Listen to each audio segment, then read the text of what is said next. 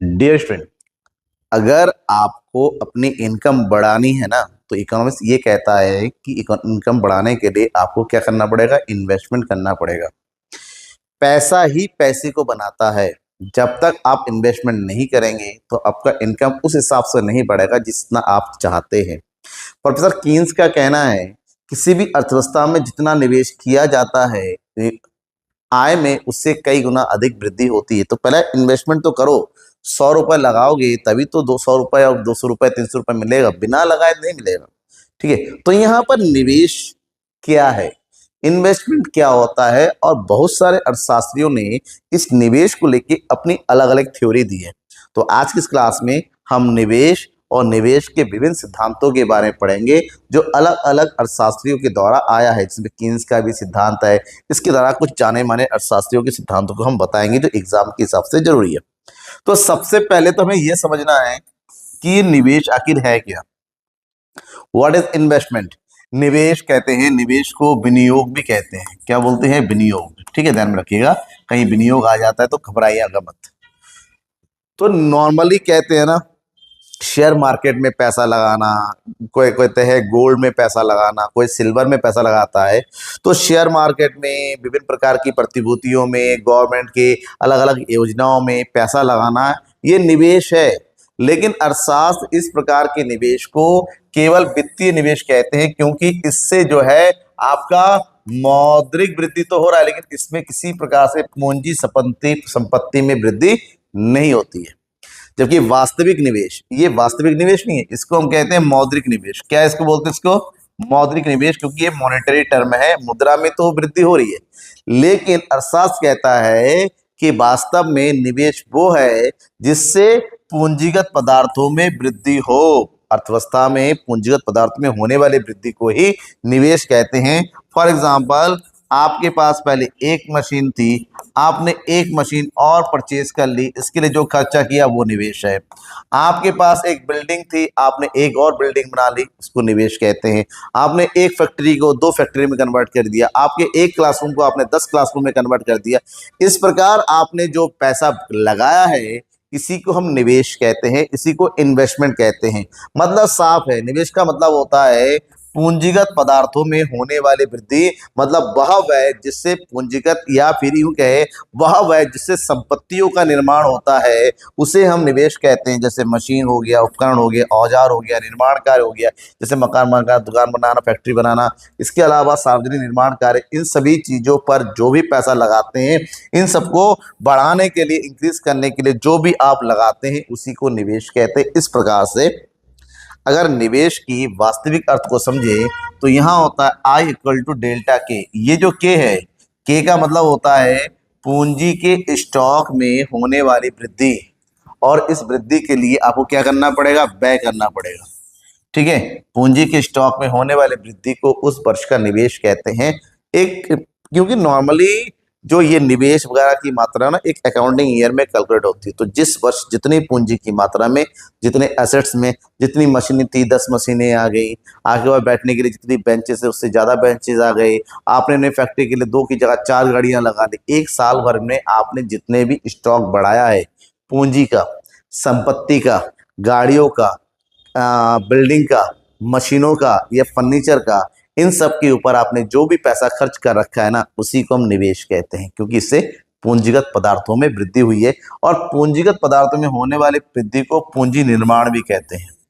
पूंजी का बढ़ना या पूंजी का निर्माण होना एक ही चीज है। इसी को कैपिटल फॉर्मेशन के नाम से जानते हैं। इसका मतलब होता है निवेश और पूंजी निर्माण शब्दों का प्रयोग एक दूसरे के स्थान पे किया जाता है, एक दूसरे को एक सेम सिनोनिम्स के रूप में ही जानते हैं।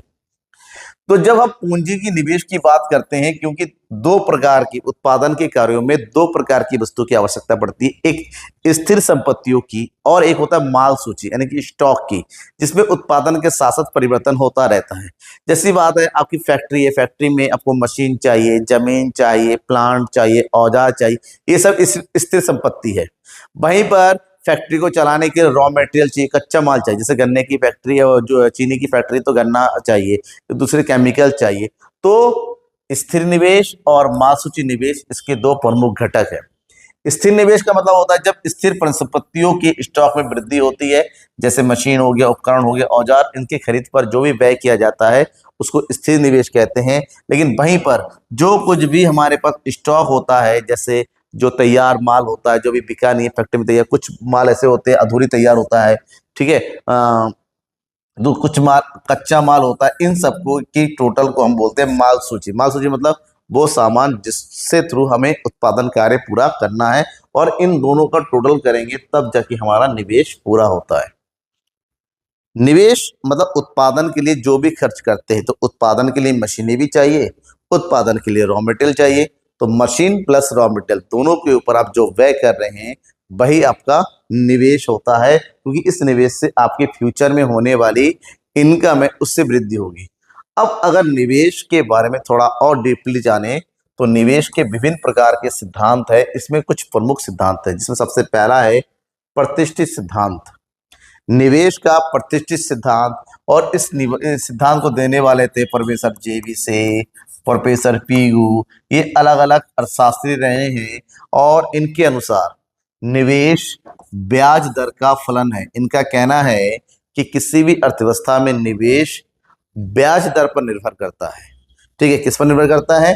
ब्याज दर, मतलब ब्याज की दर जितनी भी ज्यादा होगी, क्योंकि ब्याज दर ज्यादा होने का मतलब होता है जो व्यक्ति निवेश करेगा वो पहले क्या लेगा? उधार लेगा। अगर ब्याज दर ज्यादा होगी, उधार कम है, तो निवेश भी कम। उसी का उल्टा, ब्याज दर जितना कम होगा उधारी उतनी ज्यादा बढ़ेगी, और उधार लेके निवेश की क्रिया किया, बैंक से लोन लिया, आपने क्या कर दिया? मशीन खरीद लिया। बैंक से लोन लिया, आपने फैक्ट्री डाल दी, तो ब्याज दर जितना कम होगा, लोग उतना ही उत्पादन कार्य बढ़ाएंगे और उतना ही ज्यादा निवेश करेंगे। तो ब्याज दर कम होने से निवेश की मात्रा बढ़ती है, और वहीं पर ब्याज दर जितना ज्यादा होगा लोग उधार लेने से बचेंगे, क्योंकि उसके प्रॉफिट कम हो जाता है, इसमें उत्पादन कार्य कम होगा, मतलब निवेश भी कम हो जाएगा। तो इसका सीधा मतलब होता है कि पूंजी के लिए मांग अथवा निवेश मांग का ब्याज दर के विपरीत होता है। मतलब ब्याज दर जितना ज्यादा होगा प्रतिष्ठित अर्थशास्त्री के अंदर, क्योंकि यहाँ पर पूरा का पूरा उनके अनुसार सब कुछ ब्याज दर पर निर्भर करता है। ब्याज दर कितना है, ब्याज दर कितना ज्यादा है, ब्याज दर कितना कम है, उसी बात पर। लेकिन आधुनिक अर्थशास्त्री ये कहते हैं कि निवेश केवल ब्याज से थोड़ा ना प्रभावित होता है, ब्याज के अतिरिक्त बहुत सारे कारक है, जैसे पूंजी की सीमांत दक्षता हो गई, ठीक है, ये सब भी निवेश की मात्रा को प्रभावित करता है, अकेला ब्याज नहीं करेगा। बाद में इनकी आलोचना करते हुए प्रोफेसर कीन्स ने निवेश का सिद्धांत प्रतिपादित किया। कीन्स ने तो निवेश का सिद्धांत इस नाम से प्रतिपादित किया, किसी भी अर्थव्यवस्था में आप जितना भी निवेश करोगे उसकी तुलना में आपकी इनकम कई गुना ज्यादा बढ़ेगी। मतलब इनकम इक्वल टू होता है निवेश मल्टीप्लाई बाई के। तो प्रोफेसर कीन्स ने कहा किसी भी अर्थव्यवस्था में निवेश की मात्रा दो बातों पर डिपेंड करती है, कि निवेश करने से आपकी भावी लाभ की आशा कितनी होगी, प्रत्याशा, लाभ की प्रत्याशा जिसको बोलते हैं, लाभ की अपेक्षित दर कितनी होगी, और दूसरा ब्याज की दर। मतलब उन्होंने ब्याज की दर को रखा तो ब्याज के साथ साथ लाभ की आशा को भी जोड़ दिया। मतलब साहब ये कहता है कि अगर मैंने कहीं पर पैसा लगाया है तो इसलिए लगाया ताकि लाभ की प्राप्ति हो। तो पूंजी की सीमांत दक्षता यानी कि पूंजी की सीमांत उत्पादकता ये बताता है कि किसी भी कार्य में लगाए गए पैसों की तुलना में कितना रिटर्न में मिल रहा है। जिस कार्य से हमें रिटर्न में ज्यादा मिलेगा उस कार्य में निवेश भी ज्यादा। फॉर एग्जांपल दुकान खोलने जा रहे हैं, हमें लगता है रेडीमेड गारमेंट की दुकान बहुत ज्यादा चलेगी, उसमें अगर पैसा लगाता हूं अच्छा खासा रिटर्न मिलेगा, ना भी बिके तो लॉस नहीं होगा, तो इसका मतलब होता है वहां पर पूंजी की उत्पादकता ज्यादा है। तो इसका मतलब होता है पैसा लगाने के बाद अगर हमें रिटर्न में पैसा आ रहा है तो उसी ही हम उत्पादकता बोलेंगे। ब्याज की दर तो है ही, ब्याज की दर का मतलब किसी और को पैसा उधार दे देना, ठीक है। और यहां पर पूंजी की दक्षता का मतलब होता है मैंने पैसा लगाया अपने बिजनेस में तो उसे रिटर्न में कितना आ रहा है। रिटर्न में जितना ज्यादा होता है उत्पादकता उतनी ही ज्यादा होती है और निवेश में उतनी ही ज्यादा वृद्धि होती है। कीन्स ने पूंजी की एक अतिरिक्त इकाई से प्रत्याशित लाभ की दर को पूंजी की सीमांत उत्पादकता या मार्जिनल एफिशिएंसी ऑफ कैपिटल कहा है। शॉर्ट में इसको बोलते हैं MEC। और यही वो चीज है जो वास्तव में निवेश को प्रभावित करता है, कि हर कोई निवेश का एक मतलब ये होता है कि आपने किसी को कर्जा दे रखा है या फिर आपने कर्जा लेके बिजनेस, लेकिन अगर आपने पैसा कहीं पर लगा रखा है तो रिटर्न में कितना आ रहा है, तो इसका मतलब होता है यहाँ पर I equal to E and R. यहाँ पर ई का मतलब होता है पूंजी की सीमांत उत्पादकता और आर का मतलब होता है रेट ऑफ इंटरेस्ट, एफ का मतलब। तो इन दोनों की बातों पर हमारा निवेश निर्भर करता है। इसका मतलब हुआ, थोड़ा डिटेल से अगर हमने पढ़ने जाते हैं तो ये समझते हैं कि किसी भी प्रकार की पूंजी में निवेश तब तक किया जाएगा जब तक उसमें निवेश करने की लाभ की प्रत्याशित दर और पूंजी की सीमांत उत्पादकता बराबर ना हो जाए। मतलब हमारी जो लाभ है, हम जो लाभ चाहते हैं और जो पूंजी से प्राप्त होने वाली जो आय है, जब दोनों ही बराबर हो जाता है तब तक हम जो है निवेश करते रहते हैं। नंबर 2, निवेश का यह सिद्धांत उद्यमी द्वारा अपने निवेश से प्राप्त आय और लाभ को अधिकतम करने की धारणा पर, मतलब प्रत्येक उत्पादक चाहता है अगर पैसा मैंने इन्वेस्ट किया है तो जो रिटर्न होगा वो ज्यादा से ज्यादा हो। तो क्योंकि लाभ की आशा से ही निवेश किया जाता है, निवेश ऐसे नहीं समाज सेवा के लिए नहीं किया जा रहा है, लाभ की आशा से ही किया जाता है। तो लाभ उद्यमी ज्यादा से ज्यादा चाहता है। ब्याज की दर में इतने परिवर्तन नहीं होते हैं, ब्याज का दर लगभग स्थिर होता है, एक समय अवधि में उतना ही रहता है, ज्यादा परिवर्तन नहीं होता है। तो ब्याज की दर की तुलना में लाभ की प्रत्याशा ज्यादा महत्वपूर्ण है, क्योंकि उसमें समय के साथ साथ ज्यादा परिवर्तन होता है। कभी लाभ की प्रत्याशा कम भी हो सकती है, बढ़ भी सकती है। तो ब्याज की तुलना में लाभ की प्रत्याशा ज्यादा प्रभावित होती है। जब व्यवसायियों अथवा उद्यमकर्तियों को लाभकारी की आशा अच्छी होती है तो निवेश अधिक मात्रा में होती है। उनको लगता है कि जो हम कार्य कर रहे हैं उसकी तुलना में लाभ की आशा, आने वाले समय में लाभ ज्यादा होगा, तो ऑटोमेटिक निवेश बढ़ जाएगा। निवेश बढ़ने से समष्टि मांग बढ़ जाती है और समष्टि मांग बढ़ने से अर्थव्यवस्था में तेजी आती है और समृद्धि बढ़ जाती है, ग्रोथ एंड डेवलपमेंट होता है। और कभी कभी अर्थव्यवस्था में महंगाई भी आ जाती है, अति उत्पादन भी शुरू हो जाता है। लेकिन उसकी विपरीत अगर उद्योगपति लगता है कि लाभ अर्जित करने की आशाएं घट रही, आने वाले समय में घाटा हो सकता है, तो वो उस काम में जिसमें घाटा होता है उसमें निवेश कम कर देगा। निवेश कम करने का मतलब होता है मांग में कमी होना, और मांग में कमी होने का सीधा मतलब होता है अर्थव्यवस्था में मंदी। मतलब निवेश के लिए लाभ की जो प्रत्याशा है ना, वो अर्थव्यवस्था में मांग और जब मंदी और समृद्धि दोनों के ऊपर निर्भर करती है। और किन्स ने कहा था, ब्याज की दर मुद्रा की पूर्ति और नकदी अधिमान द्वारा निर्धारित होती है। ब्याज की दर, जो ब्याज है ना, वो ये डिपेंड करता है लोगों को कितना और किस कारण से पैसा चाहिए। लोगों को इमरजेंसी की पैसा चाहिए, लोगों को किस काम के लिए पैसा चाहिए, इस बात का डिपेंड करता है। लोगों को जितना ज्यादा पैसे की जरूरत होगी, लिक्विड पैसा नकदी की जरूरत होगी, ब्याज की दर उतनी ही ऊंची होती चली जाती है। ये था किन्स का सिद्धांत। नेक्स्ट है निवेश का त्वरक सिद्धांत, एक्सेलरेटर, निवेश की मात्रा बढ़ाना। एक्सेलरेटर को, इस सिद्धांत को देने थे प्रोफेसर GM क्लार्क। इनके अनुसार जब देश की आय में वृद्धि होती है तो निवेश में भी क्या होगी, वृद्धि होती है। आय में वृद्धि, क्योंकि लोगों के पास पैसा होगा तो वो इन्वेस्ट करेंगे, लोगों का पैसा नहीं होगा तो इन्वेस्ट क्या खाक करेंगे। मतलब यहाँ पर जो निवेश है, जो निवेश है वो क्या है, इनकम का पार्ट है। किसका है, मतलब निवेश आय का एक भाग, क्योंकि लोग इनकम करेंगे, इनकम का एक भाग कंजप्शन करेंगे, तो उसके बाद एक भाग बचा हुआ रहेगा सेविंग, सेविंग का एक भाग वो लास्ट में निवेश में बदल देते हैं। इसका मतलब निवल निवेश आय और उत्पादन में वृद्धि का फलन होता है। कितना आय और उत्पादन में वृद्धि हो रही है, उसी आधार पर निवेश होता चला जाता है। आय में वृद्धि के फलस्वरूप निवेश और पूंजी की स्टॉक में वृद्धि को मिलती है और इसी को प्रेरित निवेश के नाम से जानते हैं। प्रेरित निवेश का मतलब होता है उत्पादक देखता है कहाँ आय ज्यादा है, जहां आय ज्यादा है वहीं पर निवेश ज्यादा हो जाएगा, क्योंकि नॉर्मली जैसे क्या लाभ की आशा, ये कुछ कुछ कीन्स के प्रभावों से प्रभावित है। कीन्स के अकॉर्डिंग है, कीन्स कहता है कि जहां पर लाभ ज्यादा होगी वहीं पर हम जो है निवेश करेंगे, प्रत्याशा देखी जाती है। त्वरक सिद्धांत के अनुसार आय में वृद्धि से निवेश में अधिक वृद्धि होती है, और अगर आय में वृद्धि कम हो जाती है तो निवेश में भी वृद्धि कम हो जाती है। मतलब साफ है, राष्ट्रीय बढ़ रही है तो इसका मतलब होता है निवल निवेश धनात्मक होगा, और राष्ट्रीय आय अगर कम होता है तो निवल निवेश भी कम हो जाए, मतलब आय क्या होता है, इसे त्वरक कहते हैं। नेक्स्ट है निवेश के वित्तीय सिद्धांत, फाइनेंशियल थ्योरीज, फाइनेंस के हिसाब से अगर इस सिद्धांत की बात करते हैं, ये प्रमुखता दो घटकों में बांटा हुआ है। एक निवेश का लाभ सिद्धांत और दूसरा ड्यूसेनबरी का नकदी प्रवाह सिद्धांत, की लोगों के पास कितना कैश है, और लोगों दो आधार पर है, एक लाभ के आधार पर और एक कैश के अकॉर्डिंग, कैश फ्लो के अकॉर्डिंग।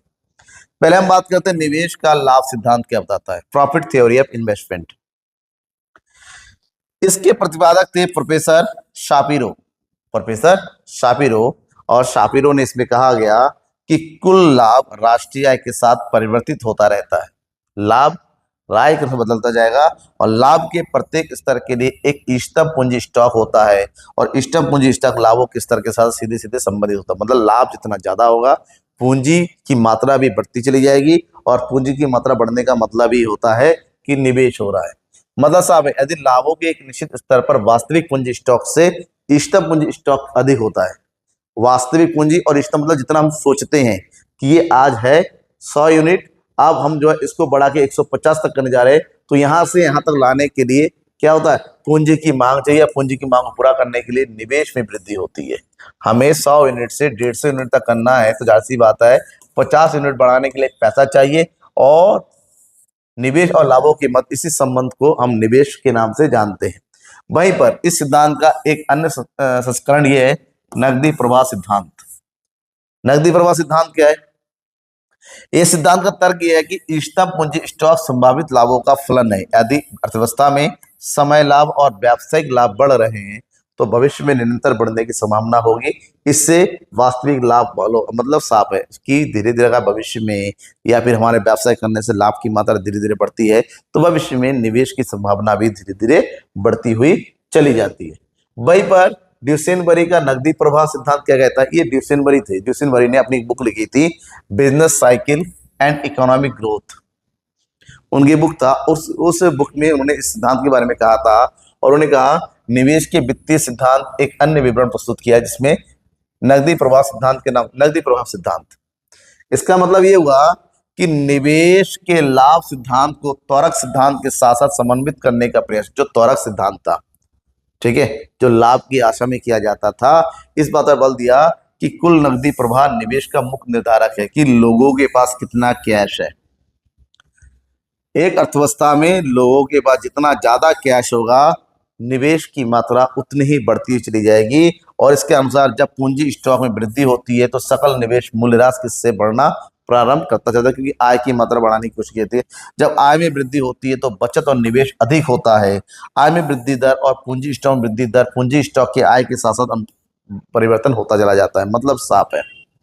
ड्यूसेनबरी ने कहा था कि यहाँ पर ये देखा जाए नकदी प्रवाह कितना, लोग नकदी को कितना संचालित करना चाहते हैं। बचत को अगर निवेश में परिवर्तित किया जाए मतलब आप नकदी प्रवाह कर रहे हैं, जितना ज्यादा लोग अपने पैसे को नगद से जो है पूंजी में बदलना चाहते हैं उतनी ही ज्यादा निवेश की प्रक्रिया चलती रहती है। ड्यूसेनबरी का इसके एक बहुत लंबा चौड़ा इक्वेशन था, उस इक्वेशन को हम बाद में कभी पढ़ लेंगे। फिलहाल हमें ये समझना है कि ये अलग अलग प्रकार के सिद्धांत कैसे काम करते हैं। ठीक है, ये था सिद्धांत। कैसा लगा आपको? क्योंकि इसमें कीन्स का जो सिद्धांत है, कीन्स का निवेश सिद्धांत सबसे ज्यादा इंपॉर्टेंट है, एग्जाम के हिसाब से आता भी है, उस पर फोकस कीजिएगा। बाकी सिद्धांत किसने कब प्रतिपादित किया इस बात को ध्यान दीजिएगा। कोई डाउट है आप पूछिएगा जरूर। अच्छा लगता है तो बस इतना कर दीजिएगा, लाइक करके शेयर कर दीजिए अपने दोस्तों के बीच में और बने रहिए मेरे साथ हमेशा के लिए। Thank you and bye.